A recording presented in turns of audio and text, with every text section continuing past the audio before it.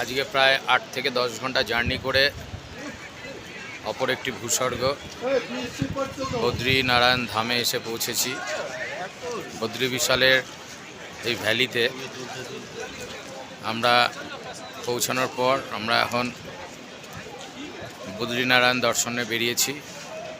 7টা বাজে, অন্ধকার হয়নি, ফোঁটা ফোঁটা বৃষ্টি পড়ছে, আইস ক্যাপ মাউন্টেনগুলো দেখা যাচ্ছে এবং অলকানন্দা নদী উৎপত্তিস্থল, এখানকারই গ্লেসিয়ার। তো এই ডিভাইন প্লেসে এসে আমাদের নিজেদেরও খুব ভালো লাগছে।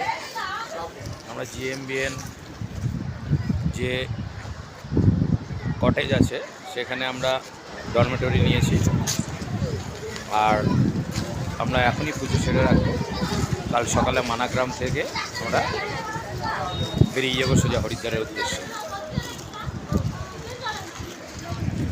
সুন্দর ল্যান্ডস্কেপ।